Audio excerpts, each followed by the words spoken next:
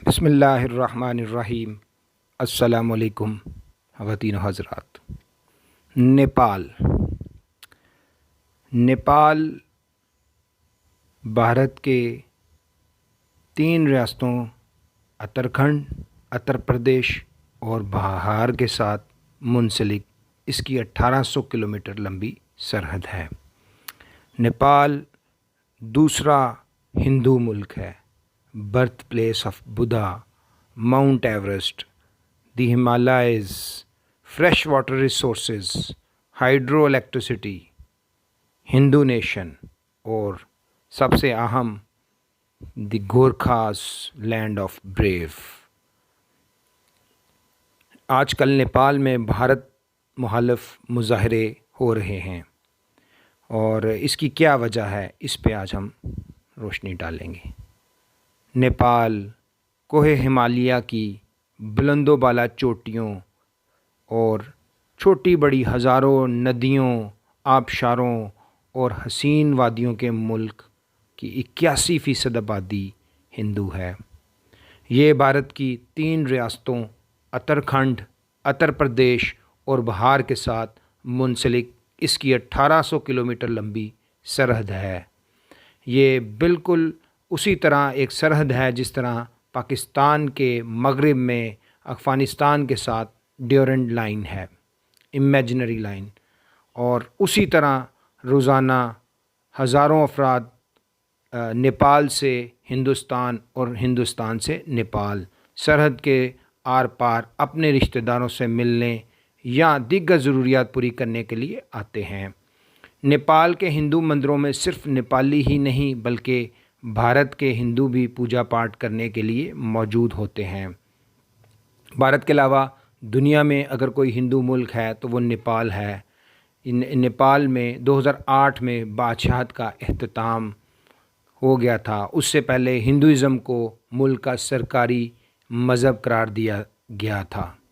دارالحکومت کھٹمنڈو میں سابقہ شاہی محل کے سامنے مندر بھی، مسجد بھی اور پگوڈا ساتھ ساتھ موجود ہیں، لیکن کبھی بھی یہاں پہ فرقہ وارانہ فسادات نہیں ہوئے۔ معاشی طور پر نیپال کے بھارت کے ساتھ تعلقات کی حالت یہ ہے کہ ساتھ ملنے والی طویل سرحد نیپال کے لیے نہ صرف بھارت بلکہ بیرونی دنیا کے ساتھ بھی تجارتی لین دین کا بڑا ذریعہ ہے، کیونکہ یہ لینڈ لاک ملک ہے۔ چین کے ساتھ ملنے والی سرحد دشوار گزار ہے اور یہ برف پوش پہاڑوں نے بلاک کر رکھی ہے۔ اگرچہ چین اور نیپال کو ملانے والی ایک سڑک موجود ہے جس میں سارا سال آمد و رفت جاری رہتی ہے اور تبت کے ساتھ رابطہ پیدا کرنے کے لیے پہاڑی دڑے بھی موجود ہیں، اس کے باوجود چین کے ساتھ نیپال کی تجارت بڑے محدود پیمانے پر ہے۔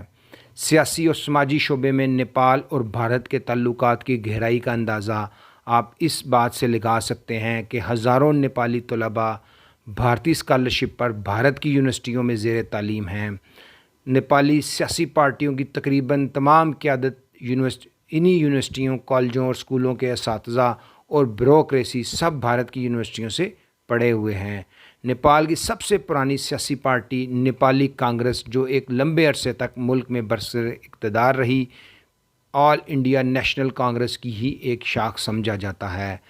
جس طرح سری لنکا کی سیلون کانگریس کی بنیاد بھی ہندوستان کی تحریک آزادی سے متاثر ہو کر رکھی گئی تھی اور وہ تامل لوگوں کے مفادات کی زیادہ نمائندگی کرتی تھی، اسی لیے سری لنکا میں سونالی نسل کے مفادات کی نمائندہ پارٹیاں موجود ہیں، اور مگر نیپالی کانگریس کو ایک عرصے تک ملک کی سب سے بڑی اور مقبول ترین پارٹی کی حیثیت حاصل رہی۔ اس کی وجہ یہ تھی کہ 1950 میں رانا فیملی کے آمرانہ دور کو ختم کرنے کے لیے شاہ تربھوان کی حمایت میں جو جمہوری تحریک چلائی گئی تھی اس کی قیادت نیپالی کانگریس نے کی تھی۔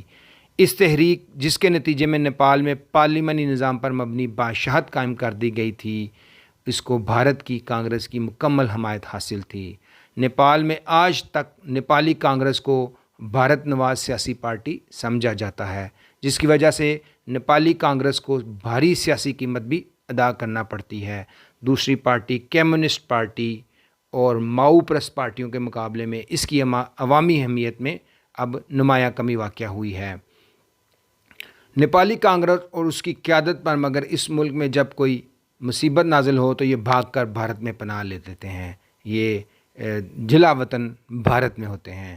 لیکن تعجب کی بات یہ ہے کہ رنگ، نسل، مذہب، زبان، ثقافت، سیاست اور معیشت کے شعبوں میں اتنے گہرے اور قریبی تعلقات ہونے کے باوجود اگر آپ بنگالی فورم پر نیپالی اور بھارتی مندوبین کے درمیان یہ بات دیکھیں تو آپ کو یہ بات سمجھ آئے گی کہ یہ ان کے درمیان شدید کشیدگی ہے اور یہ ایک دوسرے کے ساتھ سخت ترین مباحثے کرتے ہیں۔ آپ کو یہ بات حیران کن ہوگی کہ جو اتنا یعنی نیپال کے پڑھے لکھے طبقے جو یونیورسٹی کے پروفیسر ہیں، طلباء ہیں، ان سے اگر آپ بات چیت کریں تو ان سے معلوم ہوتا ہے کہ بھارت کے بارے میں ان کے اندر انتہا درجے کی بدگمانی پائی جاتی ہے۔ نیپالی جو ہیں وہ اپنے جو ملک ہیں ان کے ملک میں دریاؤں، ندی نالوں اور آبشاروں کی بدولت جو پن بجلی سستی بن سکتی ہے اور وہ اس پن بجلی کی دولت سے مالا مال ہے، لیکن کبھی بھی وہ شمالی بھارت کو جس کو بجلی کی سخت کمی کا سامنا ہے وہ بھارت کو کبھی بھی سرمایہ کاری کی دعوت نہیں دیتے۔ اس کی وجہ یہ ہے کہ ان نیپالیوں کو ڈر ہے کہ بھارت جغرافیائی مجبوری سے فائدہ اٹھا کر سستے نرخ پر بجلی حاصل کرنے کی کوشش کرے گا، کیونکہ نیپال کو اپنی تمام تجارت کے لیے بھارت کی بندرگاہوں کی ضرورت ہے۔ نیپال اور بھارت کے تعلقات کے بارے میں یہ بیان کرنے کے بعد ہم اس بات پہ ذکر کرتے ہیں کہ جو نیپال میں احتجاجی مظاہرے ہیں جن کا سلسلہ جاری، اس کی اصل وجہ کیا ہے، اور وہ اصل مسئلہ بلکہ محسوس جغرافی محل وقوع کی بنا پر جو بھارت اور چین کے درمیان مخاصمت میں نیپال کی جیو اسٹریٹجک اہمیت کے سبب ہے۔ 1950 میں امن اور دوستی کے ایک معاہدے میں بھارت اور نیپال نے دستخط کیے تھے۔ اس معاہدے کے تحت بھارت نے نیپال کے خارجہ تعلقات کو کسی حد تک اپنے کنٹرول میں لے لیا تھا، لیکن بعد میں اس معاہدے میں ترمیم کر دی گئی۔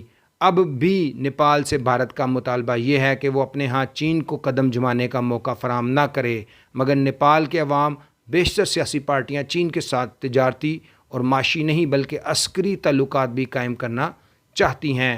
نیپال چین کے بارے میں بھارت کی پالیسی پر منوعن کاربند نہیں ہونا چاہتا بلکہ قومی مفاد کی روشنی میں اپنا راستہ تلاش کرنے کی کوشش کرتا ہے، اور یہی وجہ ہے کہ وہ چین کے منصوبے بیلٹ اینڈ روڈ انیشیٹو اوبور یعنی کہ ون بیلٹ ون روڈ میں بھارت کی مخالفت کے باوجود نیپال کی شمولیت ہے۔ بھارت نیپال کی خارجہ پالیسی خصوصاً ہمسایہ ممالک کے ساتھ نیپال کے تعلقات پر اثر انداز ہونا چاہتا ہے، اور اس کے ساتھ وہ نیپال کی سرزمین کو چین کے خلاف اپنی جنگی حکمت عملی کے لیے بھی استعمال کرنا چاہتا ہے۔ آج کل جو چین کے ساتھ سرحد پر بھارتی فوجیں کے آپس میں جو کشیدگی ہے اور بھارت اپنی فوجیں بھیجنے کے لیے جو سڑک تعمیر کرنی شروع کر رکھی ہے، ان میں سے ایک 80 کلومیٹر سڑک کا 19 کلومیٹر حصہ ایسے علاقے سے گزرتا ہے جو نیپال کی ملکیت ہے۔ نیپال نے اس پر اپنی ملکیت ثابت کرنے کے لیے حال ہی میں ایک نقشہ بھی شائع کیا۔ اس پر بھارت نے سخت ناپسندیدگی کا اظہار کیا اور نیپال کی طرف سے ملکیت کے دعوے کا اعلان کرنے کے باوجود بھارتی وزیر دفاع راج ناتھ سنگھ نے 9 مئی کو اس سڑک کی تعمیر کا باقاعدہ اعلان کیا۔ اس پر نیپال کی حکومت اور عوام نے سخت احتجاج شروع کیا جو اب تک جاری ہے۔ نیپال اور بھارت کے درمیان اسٹریٹجک اہمیت کے حامل دیگر علاقوں میں بھی تنازعات چلے آ رہے ہیں، ان میں کالا پانی کا علاقہ بھی ہے۔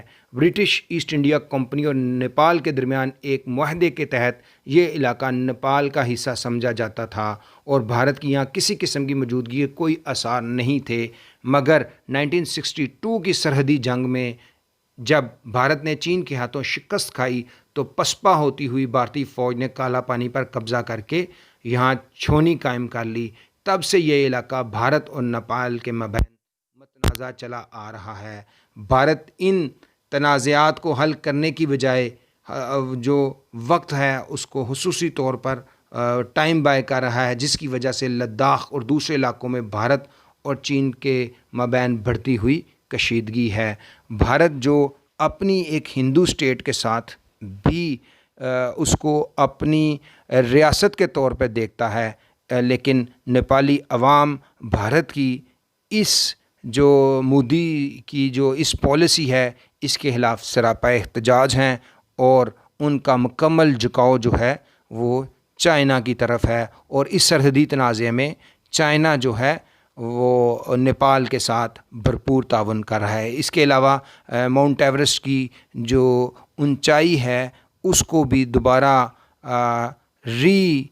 اس کی اسیس کیا جا رہا ہے، اور چائنا نیپال کے اندر خصوصی دلچسپی لے رہا ہے۔ Thank you very much. السلام علیکم۔